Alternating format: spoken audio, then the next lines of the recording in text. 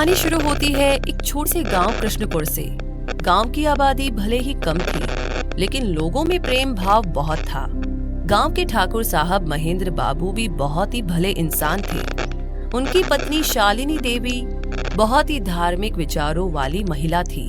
विवाह के 8 साल बाद ठाकुर और ठाकुराइन माँ बाप बनने जा रहे थे, इसलिए हवेली में रौनक सी लगी हुई थी। ठाकुराइन की गोद भराई की तैयारियां जोर शोर से चल रही थी। चारों तरफ खुशी का माहौल था। हवेली को दुल्हन की तरह सजाया जा रहा था। तभी अचानक एक औरत जोर जोर से रोती हुई हवेली में प्रवेश करती है। साथ में एक 5 साल का लड़का भी होता है।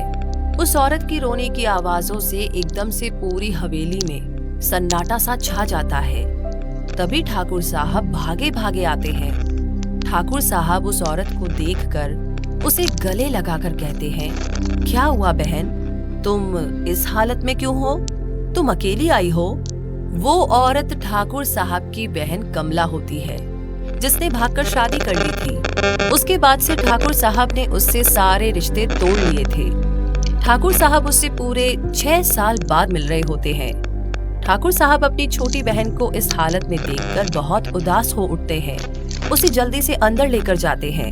अंदर कमरे में ले जाकर ठाकुर साहब उसे बिठाकर पूछते हैं कि अब बताओ, क्या हुआ है तुम्हारे साथ? तुम्हारा पति कहाँ है? कमला कहती है, उसके पति शंकर को पुलिस पकड़कर ले गई है और वो जिस घर में रहते थे उसके मकान मालिक ने उनको घर से निकाल दिया है। ठाकुर साहब अपनी बहन से पूछते हैं कि ऐसा क्या कर दिया तेरे पति ने जो पुलिस पकड़ कर ले गई? कमला ने आंखें पोंछते हुए कहा कि उनके ऊपर चोरी का झूठा इल्जाम लगाया गया है। उनके दफ्तर वालों ने उन पर 20 लाख रुपए की चोरी करने का आरोप लगाया है। कमला की बातें सुनकर ठाकुर साहब क्रोधित होकर कहते हैं कि मुझे तो पहले ही मालूम था कि वो शंकर सही आदमी नहीं है, इसलिए मैं नहीं चाहता था कि तुम उस आदमी से शादी करो। कमला ठाकुर साहब से अनुरोध करती हुई कहती है कि भैया आप शंकर को बचा लीजिए, आपकी पहुंच तो बहुत ऊपर तक है। ठाकुर साहब गुस्से से कहते हैं, नहीं, मैंने कभी गलत का साथ नहीं दिया और आज भी नहीं दूंगा। तुम अपने बेटे के साथ यहाँ रह सकती हो। मैं तुम्हारी और तुम्हारे बेटे की सारी जिम्मेदारी उठाने के लिए तैयार हूँ। यह कहकर ठाकुर साहब कमरे से निकल जाते हैं। यह सब सुनकर कमला बहुत उदास हो जाती है और किसी भी तरह अपने पति शंकर को जेल से निकालने के बारे में सोचती रहती है। ठाकुराइन शालिनी भी कमला को सांत्वना देती हुई कहती है कि आप चिंता ना करें, सब कुछ ठीक हो जाएगा। 2 दिन बाद ही हवेली में ठाकुराइन की गोद भराई की रस्म मनाई जाने वाली थी। चारों तरफ सिर्फ खुशियों का माहौल था। पूरा गांव भी बहुत खुश था। ठाकुर साहब ने पूरे गांव को न्योता दे दिया था। गोद भराई का दिन आ चुका था। हवेली पूरी तरह दुल्हन जैसी सजाई गई थी। लोगों का आना जाना शुरू हो गया था।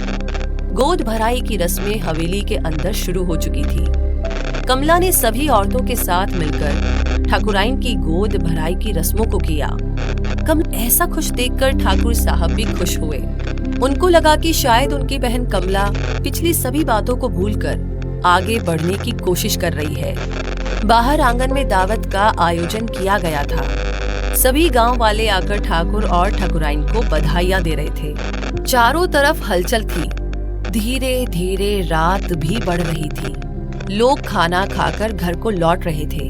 ठाकुर साहब सबको दावत पर आने के लिए शुक्रिया अदा कर रहे थे। अचानक से बिजली चली जाती है। एकदम से किसी औरत की चीखने की आवाज आती है। ठाकुर साहब कहते हैं कि ये तो कमला की आवाज, ये आवाज तो हवेली के अंदर से आ रही है। वो अपने लोगों को कहते हैं कि पता लगाओ कि बिजली अचानक से कैसे चली गई। ये कहते हुए वो कमला को ढूंढने जाते हैं। वो हवेली के अंदर जाकर उसे खोजने लगते हैं। एकदम से बिजली भी आ जाती है। ठाकुर साहब के लोग आकर उनको खबर देते हैं कि किसी ने तारों के साथ छेड़छाड़ की थी, तभी बिजली चली गई थी। ठाकुर साहब कहते हैं कि ठीक है, मैं कमला को देखकर आता हूँ। जब कमला हवेली में नहीं मिलती तब ठाकुर साहब उस हवेली के पीछे जाने लगते हैं। तभी सामने से कमला आती हुई दिखाई पड़ती है। ठाकुर महेंद्र आगे बढ़ते हुए कहते हैं कि तुम पीछे क्या करने गई थी? वहाँ ठाकुर साहब को एक परछाई सी नजर आ रही थी। वो जैसे ही आगे बढ़ते हैं तब उन्हें रोककर कहती है कि भैया चलो, यहाँ से मेरी तबीयत ठीक नहीं लग रही है। ठाकुर साहब उसे कमरे में ले जाते हैं और पानी का गिलास देते हुए कहते हैं, तुम वहाँ क्यों गई थी? कमला अपने आप को संभालते हुए कहती है कि मैं तो अंदर आराम करने के लिए जा रही थी। तभी एकदम से अंधेरा हो गया तो मेरे मुंह से चीख निकल गई और अंधेरे में मैं रास्ता भूल करके हवेली के पीछे चली गई। लेकिन मुझे ऐसा क्यों लगा कि वहाँ हवेली के पीछे कोई है? ठाकुर साहब बोल उठे।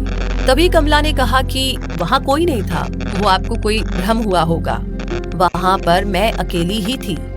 ठाकुर साहब कहते हैं कि शायद मुझे ही कोई गलतफहमी हुई होगी। यह कहकर के वो कमरे से निकल जाते हैं। तभी एकदम से कमला कमरे का दरवाजा बंद कर देती है और जल्दी से किसी को फोन करने लगती है। वो सारी रात जगी रहती है। तभी अचानक कोई उसके कमरे के दरवाजे पर दस्तक देता है। वो जल्दी से दरवाजा खोलती है। दरवाजे पर उसका पति शंकर होता है।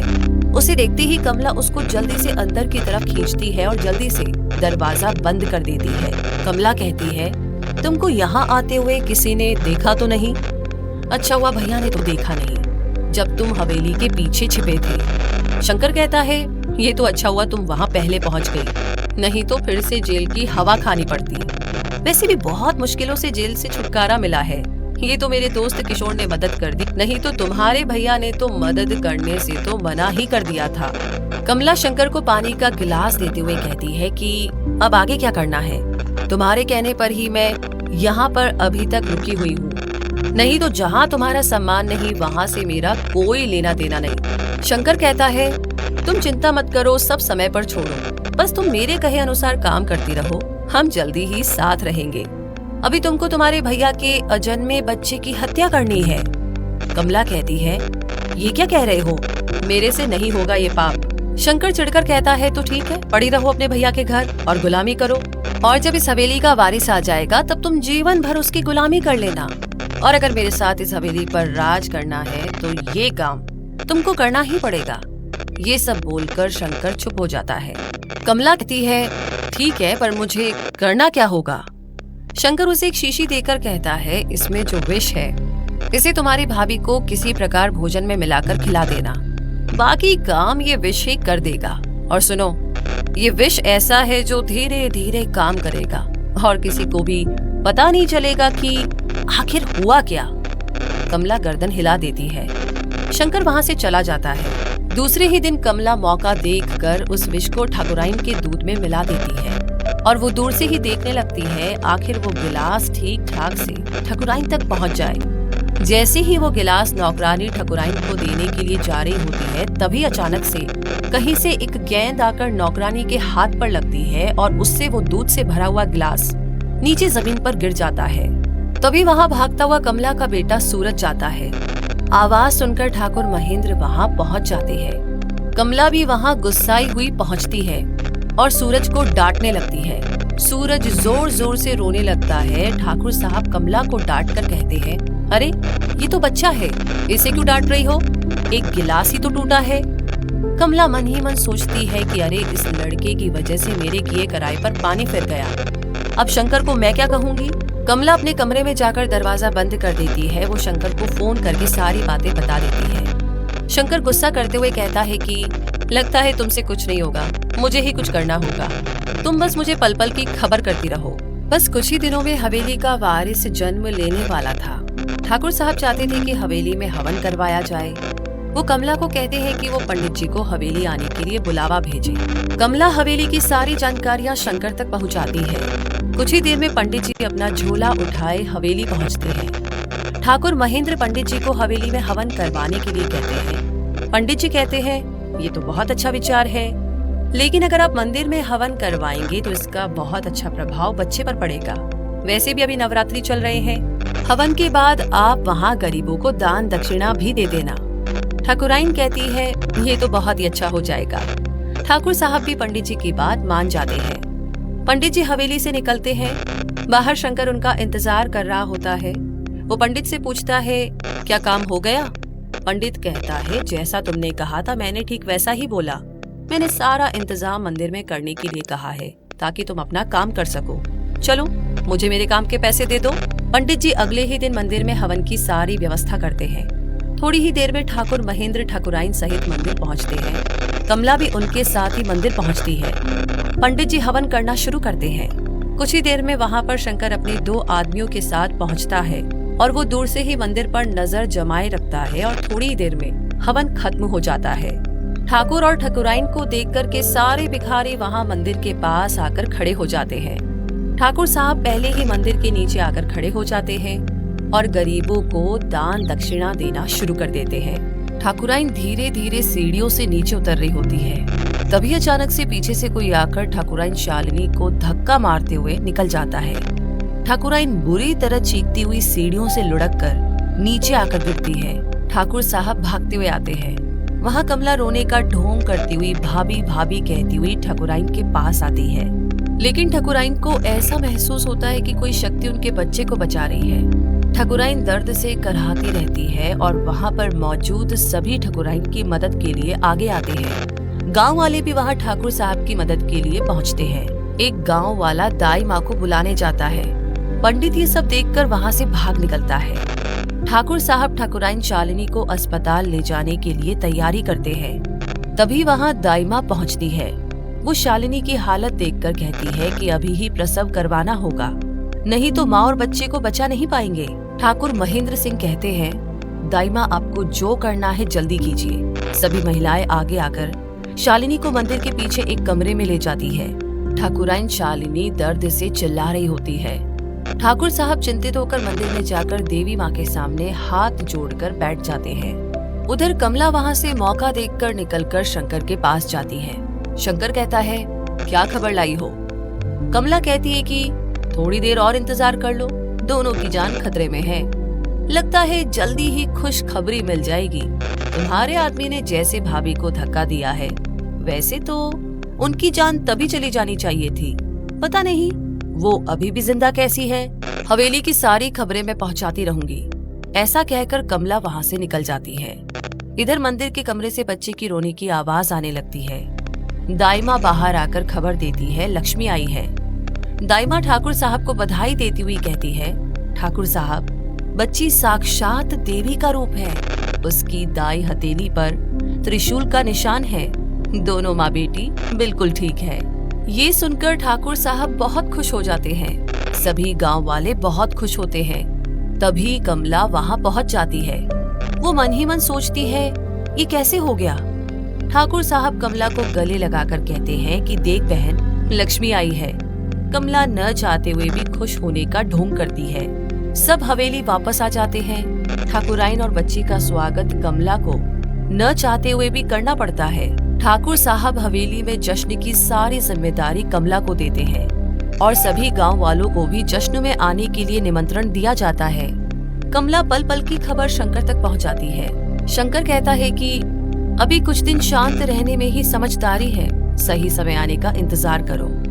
जश्न वाले दिन ठाकुर साहब अपने कुलगुरु को बुलाते हैं ताकि बच्चे को आशीर्वाद मिल सके। कुलगुरु हवेली पहुंचते हैं। शालिनी बच्ची को गुरुजी की गोद में देती है। गुरुजी मुस्कुराकर कहते हैं, ये तो माता रानी का वरदान है, ये तो शक्ति का रूप है, ये तो दुखी लोगों का दुख हरने आई है।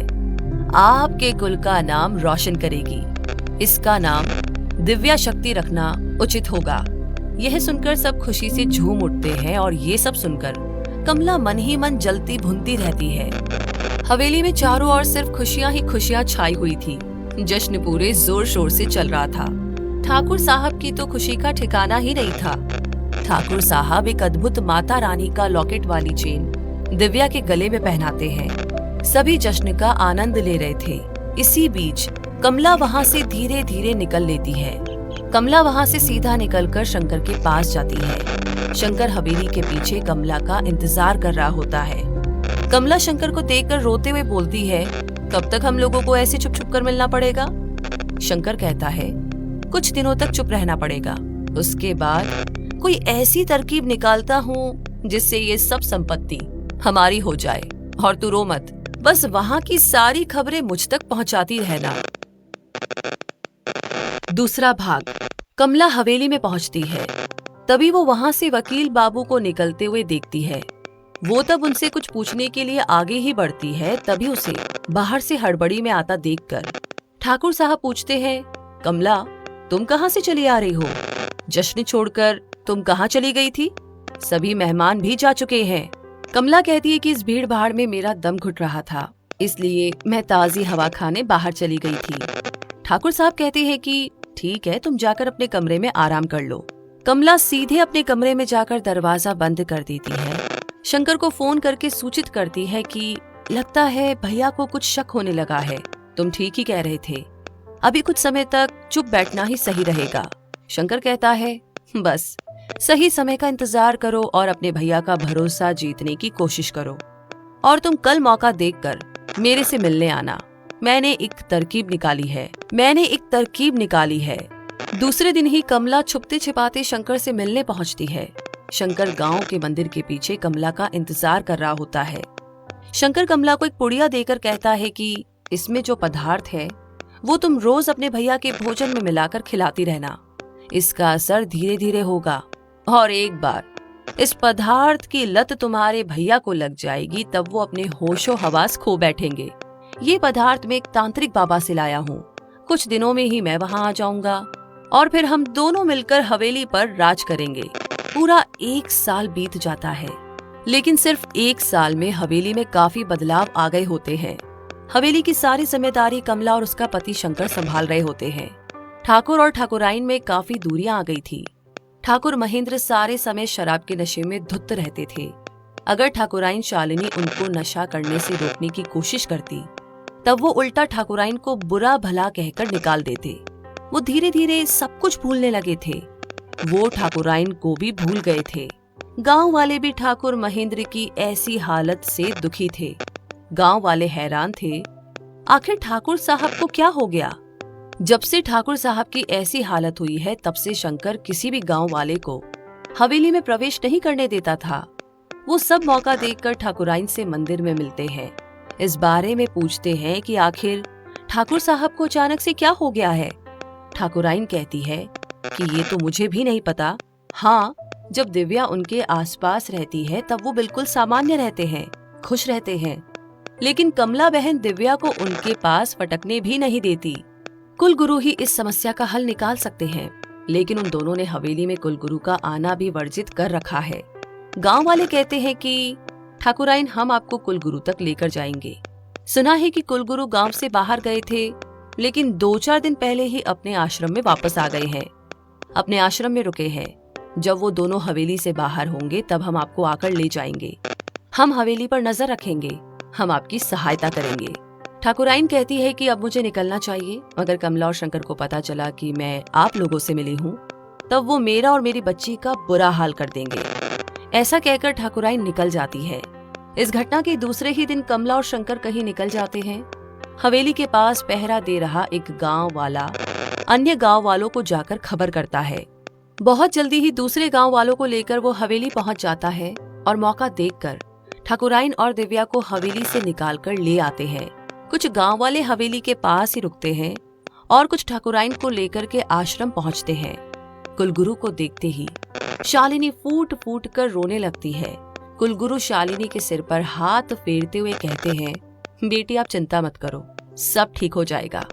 ठाकुर महेंद्र पर काला जादू किया गया है, इसलिए वो अपने होशो हवास में नहीं है।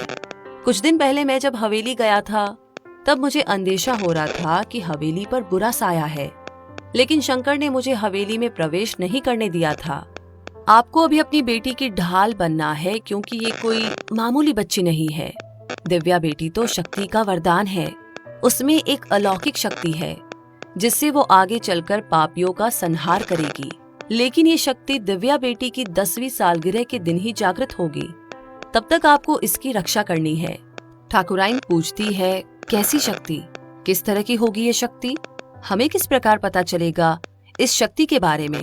कुलगुरु शालिनी देवी को शांत करवाते हुए बोलते हैं कि बेटी शांत हो जाओ, मैं सब बताता हूँ। इस शक्ति के बारे में मुझे भी ज्यादा कुछ ज्ञान नहीं है, बस इतना बता सकता हूँ कि ये शक्ति जन कल्याण के लिए है।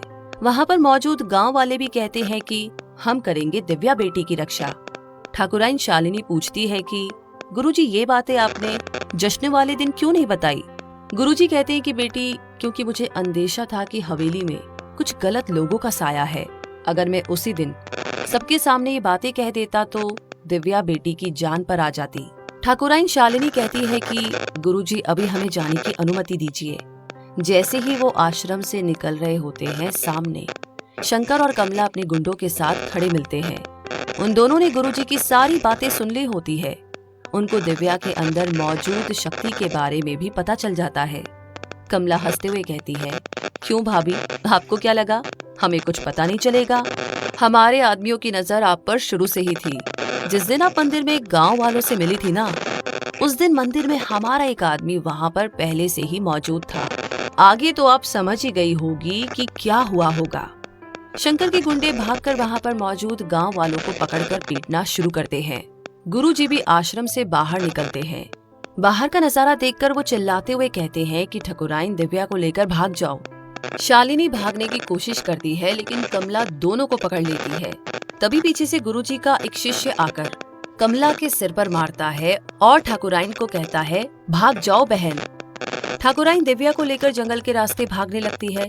शंकर के गुंडे भी उनको पकड़ने के लिए पीछे भागते हैं, लेकिन अचानक से वहाँ आप पहुँचते हैं और उन गुंडों को पकड़कर बहुत पीटते हैं।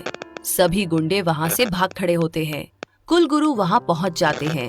ठाकुराइन गुरुजी का दोनों हाथ जोड़कर धन्यवाद करती हुई कहती है, आज आपकी वजह से हम दोनों जिंदा हैं। लेकिन आगे क्या? अगर हम वापस हवेली जाएंगे तो पता नहीं हमारे साथ क्या करेंगे। गुरुजी कहते हैं, बेटी आप चिंता ना करो, मैंने आप लोगों की व्यवस्था यहाँ से दूर हरिद्वार में कर दी है। वहाँ पर मेरा एक शिष्य गोविंद है, उसी से कहकर सारा इंतजाम करवा दिया है। वहाँ का पता इस कागज में लिखा हुआ है। मेरा एक शिष्य आप दोनों को बस स्टैंड तक छोड़ आएगा। ठाकुराइन कहती है, लेकिन ठाकुर साहब को ऐसी हालत में कैसे छोड़कर जा सकते हैं? कमला तो उनको मार ही डालेगी। वैसे भी उनकी दिमागी हालत ठीक नहीं है। गुरुजी कहते हैं कि मेरे आदमी ठाकुर साहब को हवेली से निकालने के लिए गए थे, लेकिन वो वहाँ हवेली में नहीं थे। लगता है उन दोनों ने उन्हें कहीं कैद कर रखा है। तुम यहाँ से अति शीघ्र निकल जाओ। संपत्ति तो दिव्या के नाम पर है और दिव्या की अनुपस्थिति में ठाकुर साहब ही देख रेख करेंगे। और अगर दोनों को कुछ भी हो जाए तो सारी संपत्ति शालिनी अनाथालय को चली जाएगी। इसलिए वो ठाकुर साहब को कुछ नहीं करेंगे। अगर वो ठाकुर साहब को मार डालेंगे तो वो दोनों फिर से रास्ते पर आ जाएंगे। फिर हवेली भी उनके हाथों से जाती रहेगी। गुरुजी कहते हैं। फिर कुलगुरु शालिनी को याद दिलाते हुए कहते हैं कि तुमको याद नहीं है जिस दिन दिव्या का नामकरण का जश्न चल रहा था, उसी दिन ठाकुर महेंद्र ने सबके सामने सारी संपत्ति दिव्या के नाम कर दी थी। ये बात कमला को नहीं मालूम है, क्योंकि वो कुछ समय के लिए हवेली से बाहर गई हुई थी। इसलिए उसे इस वसीयत के बारे में अभी तक कुछ भी नहीं पता था, लेकिन अब तक तो उसे सब कुछ पता चल ही गया होगा। गुरुजी कहते हैं, आज उसको सारी सच्चाई मालूम हो गई है। उनको पता चल गया है कि दिव्या कोई मामूली लड़की नहीं है। आगे जाकर वो उनके विनाश का कारण भी बन सकती है। जब तक दिव्या को शक्ति प्राप्त नहीं हो जाती, तब तक ठाकुराइन आपको ही दिव्या बेटी का पूरा ध्यान रखना होगा। अब तुम लोग यहाँ से निकलने की तैयारी करो, क्योंकि वो लोग दिव्या को मारना चाहते हैं। ठाकुराइन दिव्या को लेकर दुखी मन से वहाँ से गुरुजी के शिष्य के साथ निकलने के लिए तैयार हो जाती है, लेकिन उनका मन ठाकुर साहब के लिए बहुत दुखी हो उठता है। ठाकुराइन के न चाहते हुए भी उनको अपना गांव छोड़कर जाना पड़ रहा था, लेकिन इसके सिवा उनके पास और कोई रास्ता भी नहीं था। दिव्या की सुरक्षा के लिए ये करना भी जरूरी है। ये सब सोचकर ठाकुराइन अपने मन को शांत करती है। शंकर अपने आदमियों को लेकर के ठाकुराइन और दिव्या को इधर उधर ढूंढने लगता है, लेकिन ठाकुराइन दिव्या को लेकर हरिद्वार जाने वाली बस में बैठ जाती है। कुछ ही देर में बस चल पड़ती है। कुछ घंटों में ठाकुराइन दिव्या को लेकर हरिद्वार पहुंच जाती है। ठाकुराइन कुलगुरु के दिए हुए पते पर पहुंचती है। वहां गुरुजी का शिष्य गोविंद पहले से ही उन लोगों का इंतजार कर रहा होता है। ठाकुराइन जैसे ही अपना परिचय देती है, वो उनको देखकर बहुत खुश होता है। गोविंद ठाकुराइन और दिव्या का रहने का इंतजाम एक अच्छे से घर में कर देता है। ठाकुराइन कहती है, गोविंद भैया ये सब तो ठीक है, लेकिन मुझे तो काम की भी जरूरत है, क्या आप इसमें मेरी मदद करेंगे? गोविंद कहता है, ठाकुराइन आप मुझे भैया भी कह रही है और काम भी मांग रही है। आपके भैया के रहते आपको कोई भी काम करने की कोई जरूरत नहीं है, मैं सब संभाल लूंगा। ठाकुराइन कहती है कि नहीं भैया, बस आपने इतनी मदद कर दी है उतना काफी है। मैं खुद अपनी मेहनत से अपनी बेटी का पालन पोषण करना चाहती हूँ। मुझे सिलाई बुनाई का काम आता है। गोविंद कहता है कि ठीक है ठाकुराइन, मैं कुछ इंतजाम करता हूँ। दूसरे ही दिन गोविंद शालिनी को खबर देते हुए कहता है कि ठाकुराइन, काम का इंतजाम हो गया है, आपको कहीं जाने की जरूरत नहीं है। मैं आपके लिए कपड़ों का ऑर्डर कारखाने से लाऊंगा, आप घर पर ही उनको सील देना, सब इंतजाम घर पर ही हो जाएगा ठाकुराइन। भैया, आप मुझे ठाकुराइन नहीं बल्कि बहन बोलेंगे। कुछ ही दिनों में ठाकुराइन का काम अच्छा चलने लगता है, सब कुछ ठीक चल रहा होता है। देखते ही देखते दिव्या भी बड़ी होने लगती है। शालिनी दिव्या को अच्छे से अंग्रेजी स्कूल में दाखिला करवा देती है। धीरे धीरे समय बीतता रहता है और देखते ही देखते कई साल बीत जाते हैं, लेकिन शालिनी के मन के घाव अब भी ताजे थे। उनको रह रह कर के सिर्फ ठाकुर साहब की याद आती रहती है। दिव्या के लिए भी उनकी चिंता बढ़ती ही रहती है। कुछ ही दिनों में दिव्या पूरी 10 साल की होने वाली होती है। दिव्या का 10वां जन्मदिन आ जाता है। शालिनी पूरे दिन परेशान रहती है। वो दिव्या को पूरे दिन घर पर ही रहने को कहती है, उसे बाहर जाने से भी रोकती है। शालिनी का मन ठाकुर साहब को याद करते हुए दुखी हो जाता है। वो गुरुजी को फोन लगाकर उनसे ठाकुर साहब के बारे में पूछती है। गुरुजी कहते हैं, ठाकुर साहब की कोई खबर ही नहीं है, लगता है शंकर ने उन्हें किसी गुप्त जगह पर रखा है। वो शालिनी को सचेत करते हैं कि आज दिव्या की शक्ति जागृत हो जाएगी। ठाकुराइन कहती है कि हाँ, मुझे याद है गुरुजी। दिव्या जिद करती है कि उसका जन्मदिन मनाया जाए, लेकिन शालिनी मना कर देती है, जिससे दिव्या दुखी हो जाती है। वो नहीं चाहती थी कि दिव्या का 10वां जन्मदिन मनाया जाए, क्योंकि उसे पता था कि 10वें जन्मदिन वाले दिन ही दिव्या की शक्ति जागृत होगी। शालिनी नहीं चाहती थी कि इसके बारे में किसी को कुछ भी पता चले।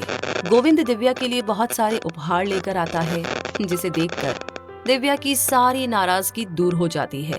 वो बहुत खुश होते हुए शालिनी को कहती है कि माँ देखो, मामा क्या लाए हैं। शालिनी गोविंद को गुस्सा करते हुए कहती है, भैया इस सब की क्या जरूरत थी। तो पूरा दिन जैसे तैसे बीत जाता है और शाम हो जाती है। दिव्या घर में ही खेलती रहती है। खेलते खेलते उसे नींद आने लगती है और वो थक कर सो जाती है। शालिनी अपने काम में लग जाती है। अचानक से दिव्या चिल्लाने लगती है, आग लग गई। शालिनी भागकर उसके पास जाती है। शालिनी दिव्या से पूछती है, बेटा कहाँ आग लगी है, तुमने कोई सपना देखा होगा। दिव्या कहती है कि माँ, रेलगाड़ी में आग लगी थी, सब चिल्ला रहे थे। ठाकुराइन कहती है कि बेटा वो सपना देखा होगा, कुछ नहीं हुआ। तभी दिव्या चिल्लाकर कहती है, माँ यहाँ जल रहा है। शालिनी कहती है, कहाँ बेटा। दिव्या अपना हाथ दिखाती है। शालिनी देखकर दंग रह जाती है। दिव्या की दाई हथेली पर जन्म से ही मौजूद त्रिशूल वाले निशान से एक तरह की रोशनी निकल रही होती है। आगे क्या हुआ? क्या दिव्या की शक्ति जागृत हो गई है? ठाकुर साहब का क्या होगा? दिव्या कैसे करेगी दुराचारियों का अंत? ये हम जानेंगे अगले भाग में।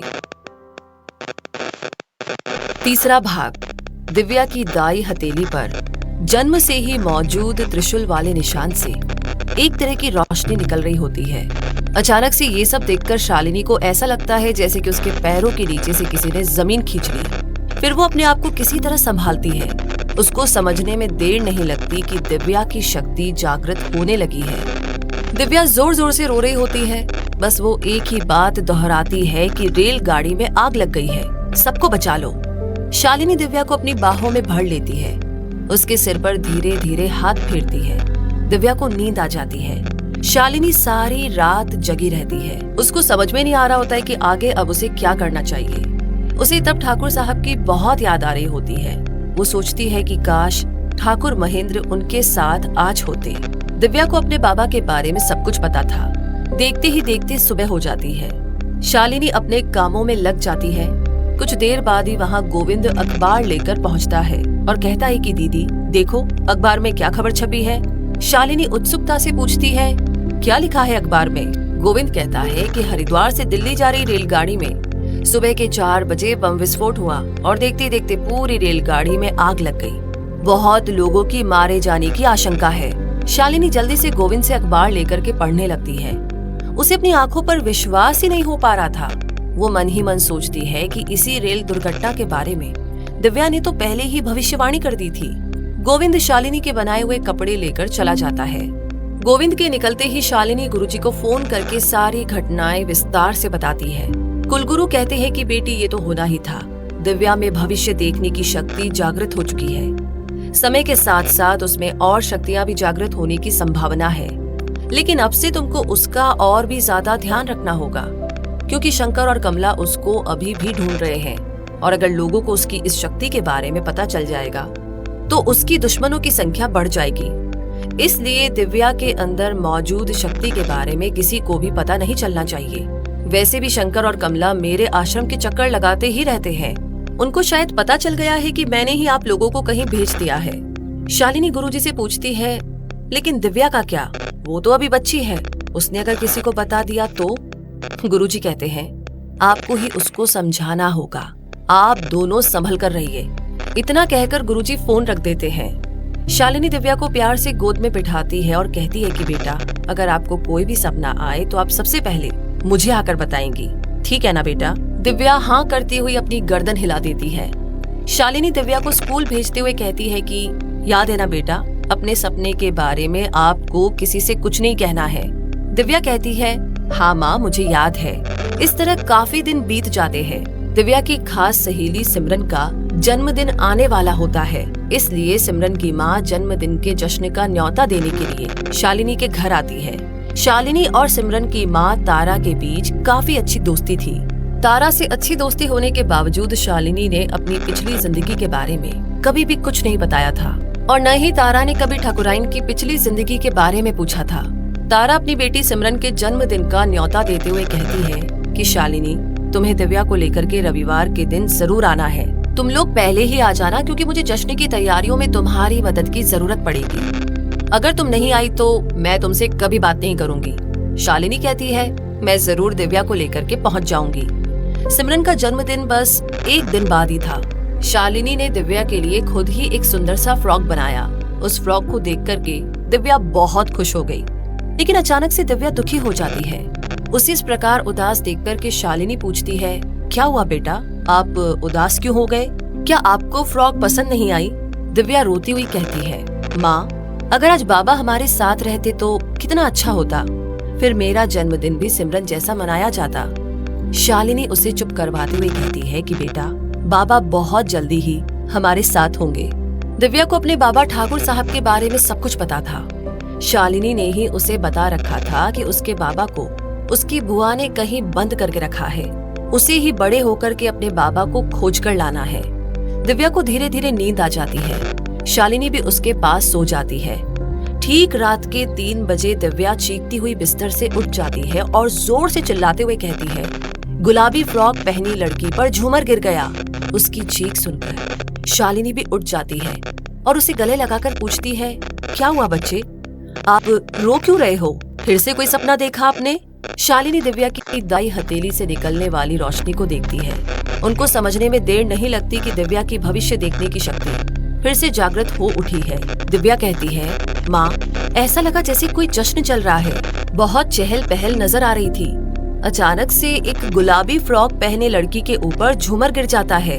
माँ, उस लड़की को बचा लो। ये कहती हुई दिव्या रोने लगती है। शालिनी पूछती है, फिर क्या हुआ? कौन थी वो बच्ची? आपने वो जगह पहले भी कहीं देखी है? दिव्या कहती है कि नहीं माँ, मुझे चेहरा ठीक से नजर नहीं आया।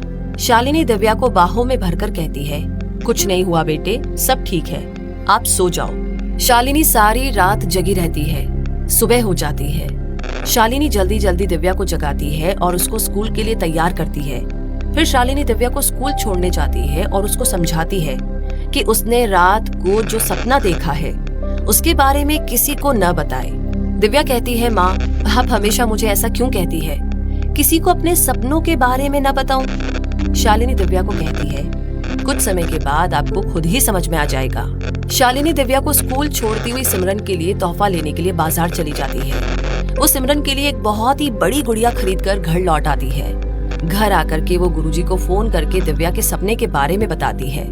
गुरुजी कहते हैं कि ये तो होना ही है, जब भी कहीं कोई अनहोनी होने वाली होगी तब दिव्या की शक्ति जागृत होगी, ताकि वो मासूम लोगों की जान बचा सके। जैसे जैसे वो बड़ी होती जाएगी उसकी शक्ति और भी बढ़ जाएगी।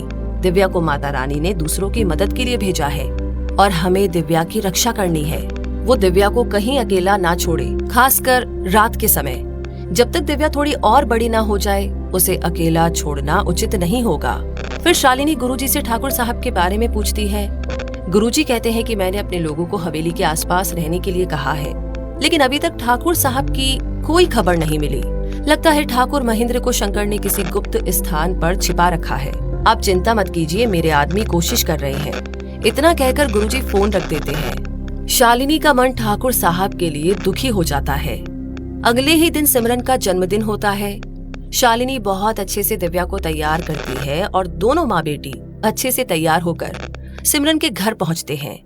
सिमरन और उसकी माँ तारा उन दोनों को आया हुआ देखकर बहुत खुश होते हैं। दिव्या सिमरन को उसके जन्मदिन का तोहफा देते हुए उसे हैप्पी बर्थडे कहती है। सिमरन तोहफे को देख कर के बहुत खुश होती है और दिव्या को गले लगा लेती है।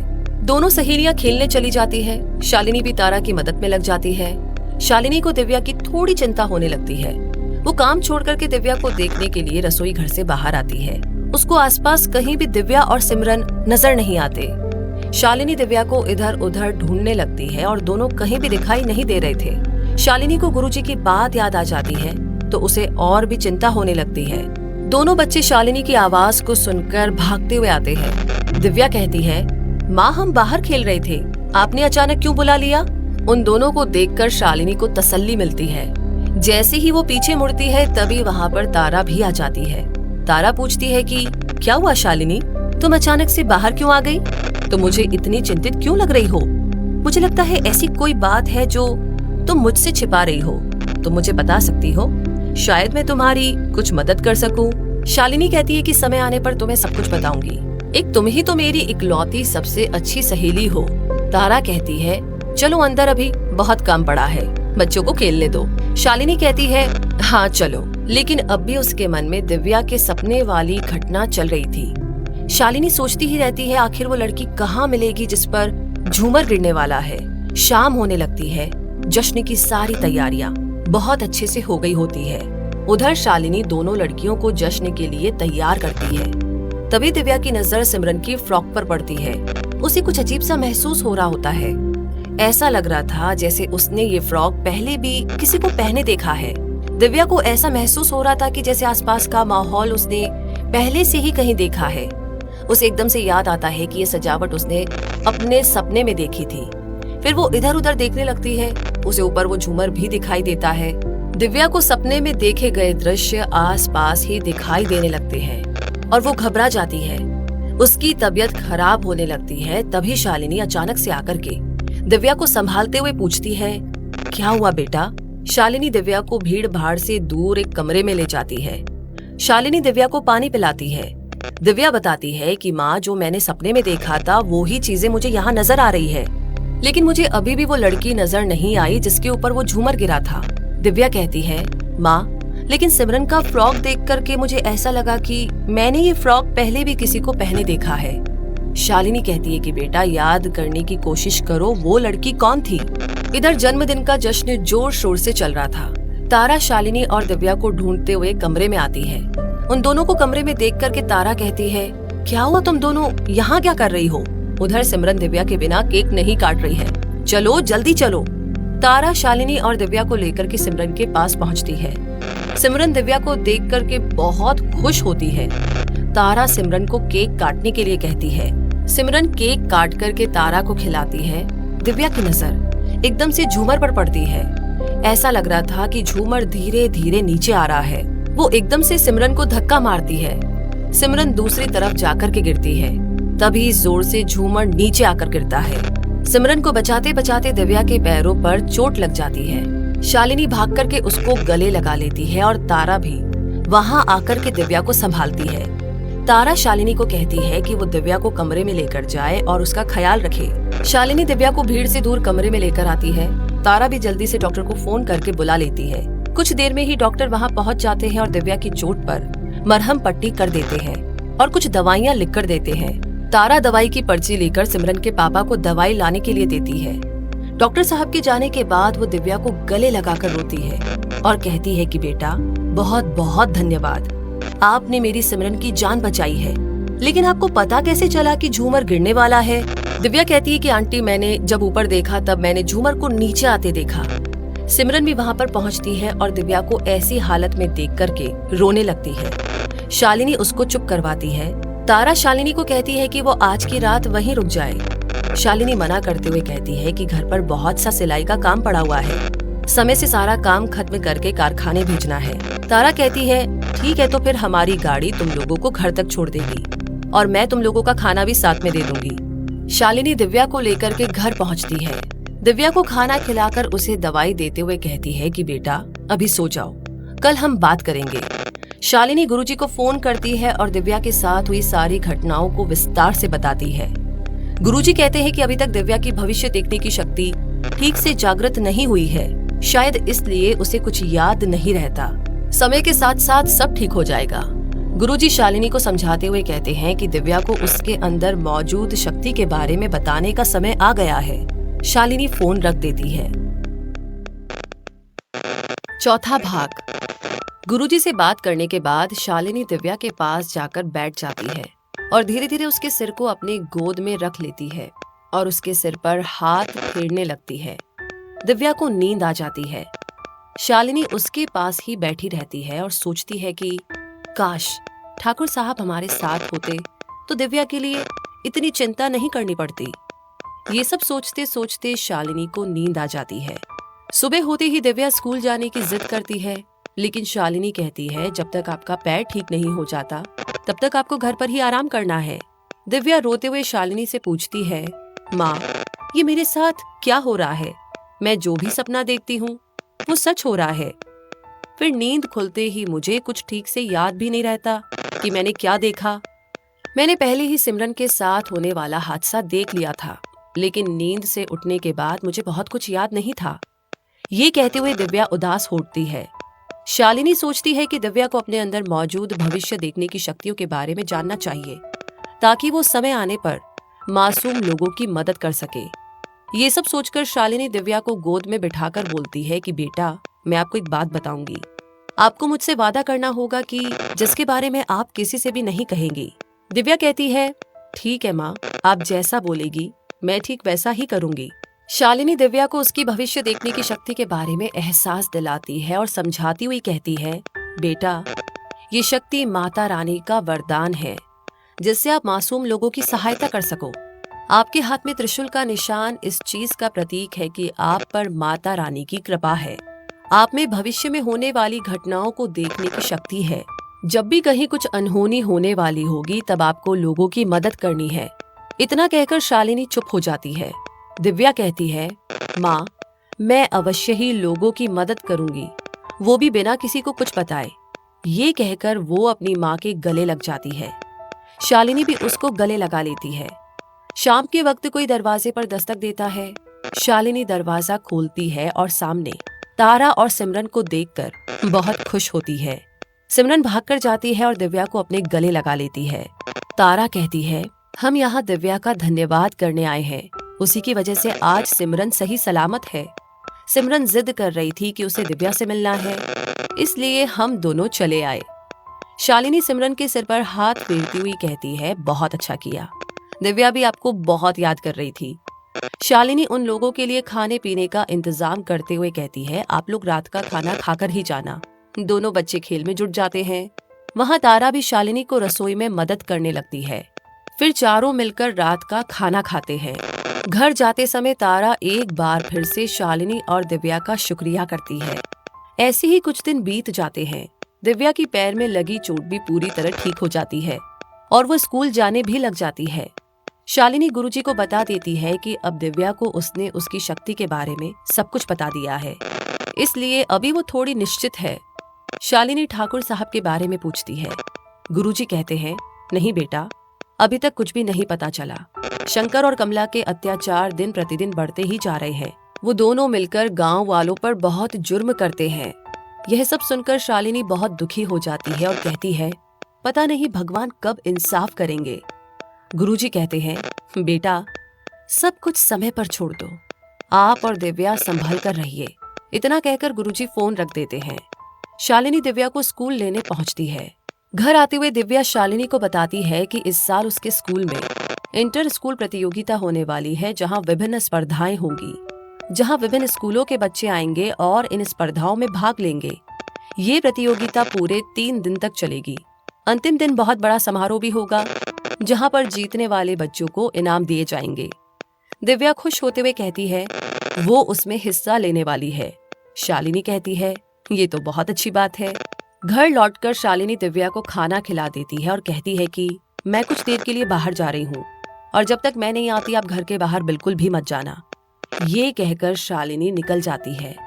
दिव्या अकेली ही अपने खिलौनों के साथ खेलने लगती है और खेलते खेलते उसकी आंख लग जाती है।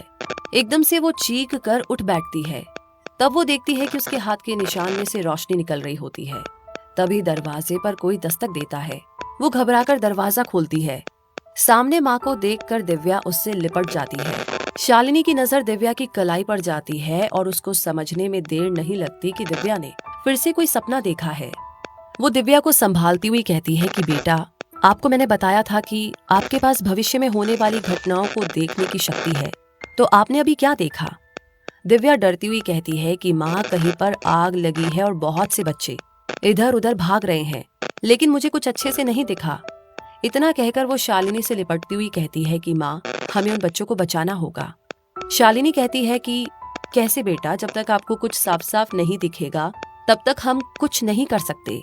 दिव्या मायूस हो जाती है। उसको ऐसा देख शालिनी दिव्या को समझाती हुई कहती है बेटा, कोई बात नहीं, आप शीघ्र ही सब कुछ साफ देख पाओगी, तब हम मिलकर उन बच्चों को बचा लेंगे। दूसरे ही दिन से दिव्या के स्कूल में विभिन्न प्रतियोगिताओं की तैयारियां शुरू हो गई। दिव्या बहुत खुश थी। वो भी इन प्रतियोगिताओं में भाग ले रही थी। ये समारोह 15 दिन के बाद शुरू होने वाला था और ये समारोह 3 दिन तक चलने वाला था। स्कूल में चारों तरफ हलचल थी। दिव्या भी चित्रकला, नृत्य की प्रतियोगिताओं की तैयारियों में जुट जाती है। शालिनी भी दिव्या को उत्साहित देखकर बहुत प्रसन्न होती है और दिव्या को प्रोत्साहित करते हुए कहती है कि बेटा, मेहनत करती रहो, आपको इसका फल अवश्य ही मिलेगा। दिव्या बहुत खुश होती है, लेकिन एकदम से उसको फिर से अपने सपने वाली बात याद आ जाती है। वो फिर से दुखी हो उठती है। दिव्या शालिनी को कहती है कि माँ, अभी तक वो सपना पहेली ही बना हुआ है। शालिनी दिव्या के सिर पर हाथ फेरती हुई कहती है कि बेटा, माता रानी सब ठीक कर देगी, वो ही आपको सही समय आने पर रास्ता दिखाएगी। ये सुनकर दिव्या के चेहरे पर हल्की सी मुस्कान आ जाती है। देखते ही देखते प्रतियोगिता का दिन आ जाता है। शालिनी दिव्या को तैयार करके स्कूल लेकर जाती है। दिव्या शालिनी का आशीर्वाद लेकर स्कूल में प्रवेश करती है। सिमरन पहले से ही दिव्या का इंतजार कर रही होती है। चित्रकला प्रतियोगिता शुरू होने की घोषणा हो जाती है।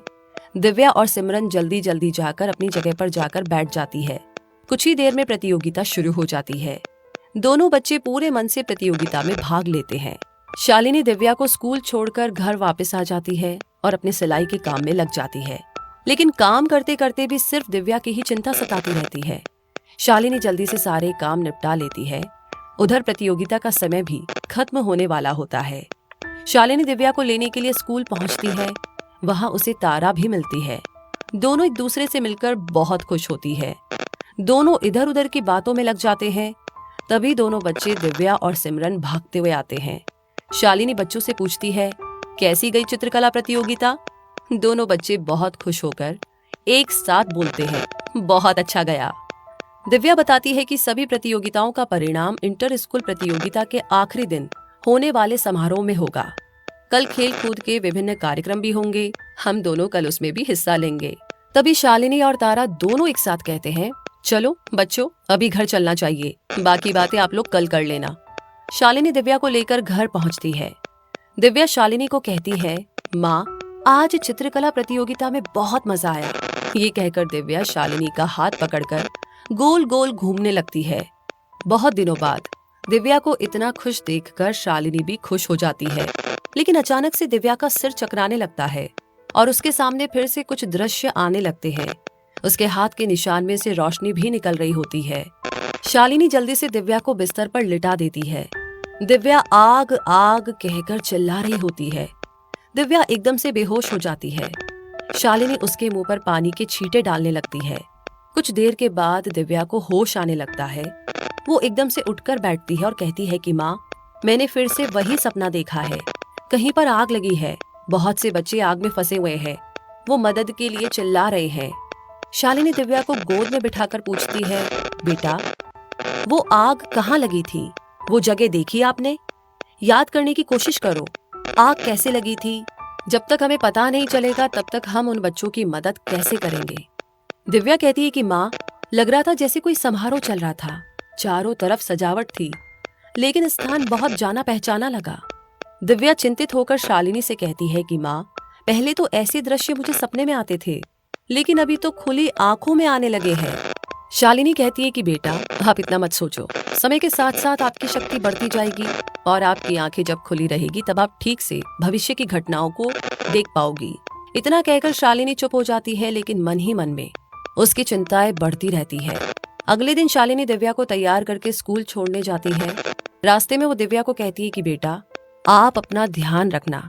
जब भी कोई परेशानी आए तो दोनों हाथों को जोड़कर माता रानी को याद करना, देखना सारी मुश्किलों का हल निकल आएगा। घर आने के बाद वो जल्दी से गुरुजी को फोन करती है, लेकिन उनका फोन बंद आ रहा होता है। फिर वो आश्रम में फोन करती है। वहां से उसे पता चलता है कि गुरुजी किसी काम से कहीं दूसरे शहर गए हैं। शालिनी बहुत उदास हो जाती है।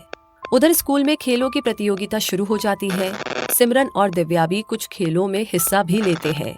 कुछ देर बाद नृत्य शिक्षिका नैना दिव्या और सिमरन को आखिरी दिन होने वाली नृत्य प्रतियोगिता का अभ्यास करने के लिए कहती है।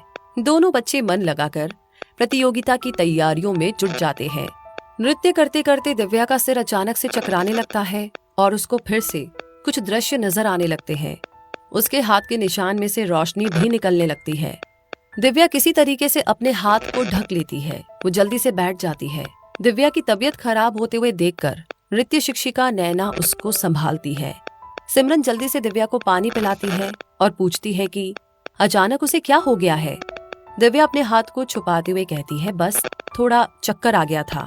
कुछ ही देर में शालिनी दिव्या को लेने स्कूल पहुंचती है और वहां पहुंचकर उसे पता चलता है कि दिव्या की तबीयत अचानक से खराब हो गई थी। शालिनी जल्दी से दिव्या से मिलती है। दिव्या की हालत को देखकर शालिनी समझ जाती है कि जरूर दिव्या ने फिर से कुछ देखा है। वो जल्दी से दिव्या को घर लेकर आती है और दिव्या कहती है कि माँ, मैंने फिर से कुछ देखा है। शालिनी कहती है कि पहले आप कुछ खा लो, फिर हम आराम से बात करेंगे। शालिनी दिव्या को खाना खिलाकर उसको बिस्तर पर लिटा देती है और धीरे धीरे उसके सिर पर हाथ फेरते हुए पूछती है कि बेटा, अब बताओ क्या हुआ था। दिव्या कहती है कि उसने फिर से वही दृश्य देखे हैं। इस बार वो स्थान भी देखा जहाँ पर आग लगने वाली है। ऐसा लगा जैसे कोई स्कूल है जहाँ पर कोई समारोह चल रहा था। फिर वो जगह देखी जहाँ से आग शुरू हुई। वो एक अजीब सा कमरा था जहाँ पर काफी बोतलें भी नजर आ रही थी।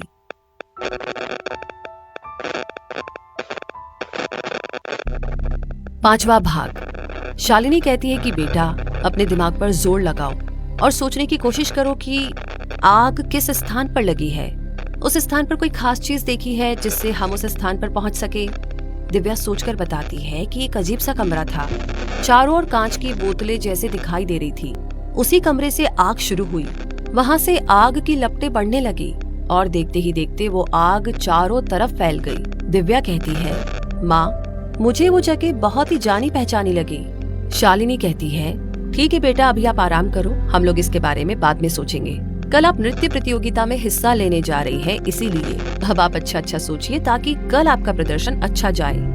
ये कहकर शालिनी अपने काम में लग जाती है और दिव्या की भी आंख लग जाती है। उसको सोता हुआ देखकर शालिनी को थोड़ी राहत मिलती है। शालिनी सोचती है कि इतनी छोटी सी उम्र में दिव्या को न जाने क्या क्या देखना होगा। अगर आज ठाकुर साहब हमारे साथ होते तो वो ही दिव्या को संभाल लेते। दूसरे दिन सुबह शालिनी दिव्या को स्कूल लेकर पहुंचती है।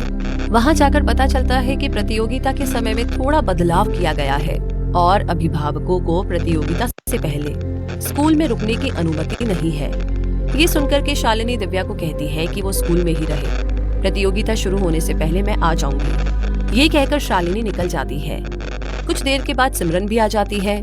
दोनों बच्चे प्रतियोगिता की तैयारी में लग जाते हैं। चारों तरफ हलचल थी। सभी प्रतियोगी अपनी तैयारियों में जुटे हुए थे। नृत्य प्रतियोगिता के शुरू होने में बस कुछ ही पल बाकी रह गए थे। सभी प्रतियोगियों के अभिभावकों का भी आना शुरू हो चुका था। शालिनी और तारा भी समय के पहले ही पहुंच जाते हैं। प्रतियोगिता शुरू होने की घोषणा हो जाती है। सभी प्रतियोगियों को क्रम दे दिए जाते हैं और क्रम के अनुसार दिव्या का नृत्य प्रदर्शन बिल्कुल अंत में होता है।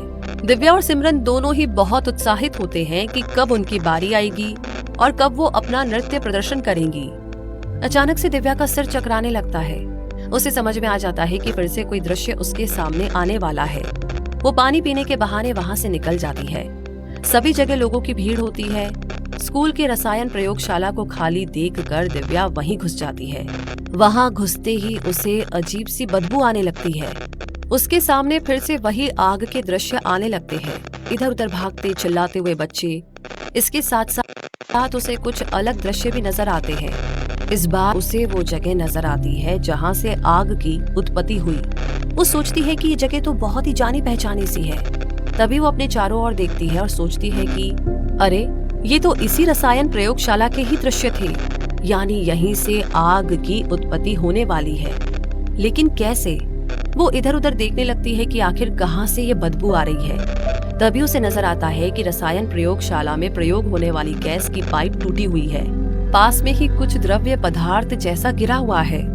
उसी पदार्थ में से अजीब सी बदबू आ रही थी। तभी वहाँ सिमरन भी उसको ढूंढते हुए पहुँचती है। दिव्या को ऐसा चिंतित देखकर पूछती है कि क्या बात है। दिव्या सिमरन को कहती है कि वो जल्दी से जाकर किसी भी शिक्षक को बुलाकर लाए। सिमरन भागकर अपनी कक्षा शिक्षिका अंजलि को वहाँ लेकर पहुँचती है।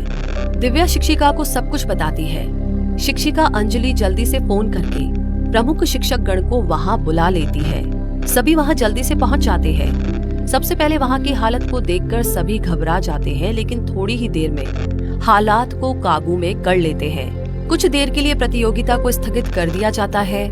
सभी दर्शकों में हलचल मच जाती है। तभी प्रधानाचार्य मुख्य मंच पर आकर हालत को संभालते हैं। वो दिव्या को भी अपने साथ लाते हैं। प्रधानाचार्य वहां उपस्थित सभी दर्शकों को बताते हैं कि किसी की लापरवाही से आज एक हादसा हो जाता, लेकिन इस बच्ची दिव्या की समझदारी ने इस हादसे को टाल दिया। नहीं तो शायद आज यहाँ मौत का तांडव हो रहा होता। फिर वो दिव्या को सबके सामने शाबाशी देते हैं। वहाँ पर मौजूद सभी लोग खड़े होकर दिव्या के लिए तालियां बजाते हैं। वहाँ पर दिव्या की माँ शालिनी भी बहुत खुश होती है।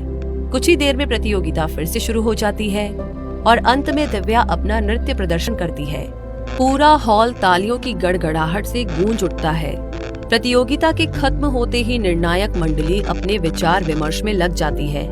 वहाँ पर मौजूद सभी लोग बेसब्री से प्रतियोगिता के निर्णय का इंतजार कर रहे होते हैं।